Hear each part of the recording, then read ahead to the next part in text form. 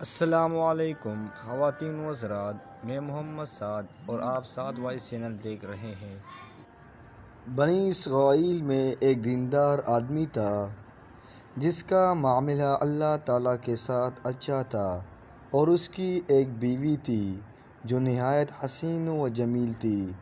اس آدمی کو کسی وجہ سے اس پر بدگمانی ہو گئی تھی، چنانچہ جب کبھی یہ آدمی باہر کسی کام سے جاتا تو اپنے گھر کے دروازے کو باہر سے تالا لگا دیتا تھا۔ پس ایک دن اس کی بیوی نے ایک نوجوان مرد کو دیکھا اور اس کی محبت میں گرفتار ہو گئی، اور وہ نوجوان مرد بھی اس عورت کا گرویدہ ہو گیا۔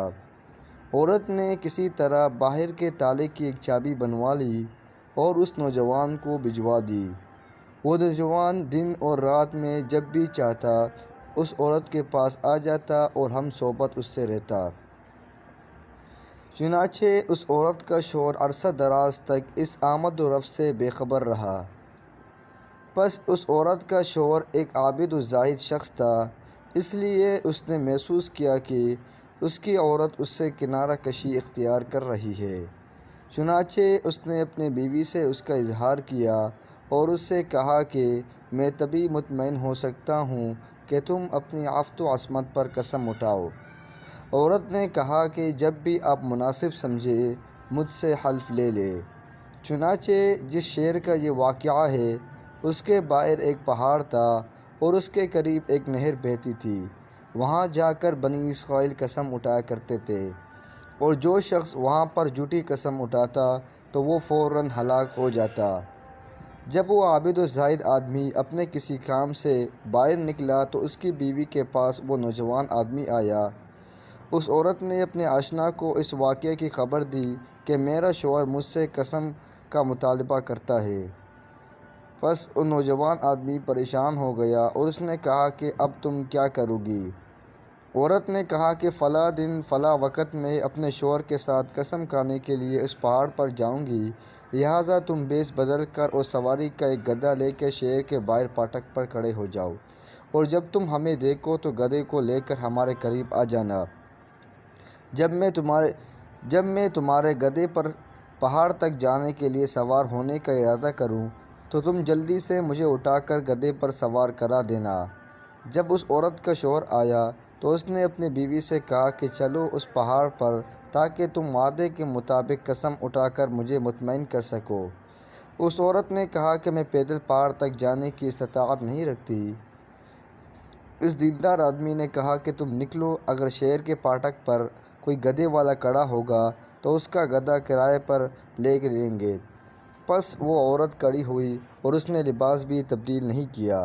جب وہ دیندار آدمی اور اس کی بیوی گھر سے باہر نکلے تو اس عورت نے نوجوان مرد کو دیکھ لیا جو اس کا انتظار کر رہا تھا۔ اس عورت نے اس نوجوان آدمی کو آواز دی کہ او گدھے والے، ہم تجھے نصف درہم دیں گے، کیا تو ہمیں اس پہاڑ تک پہنچا دے گا؟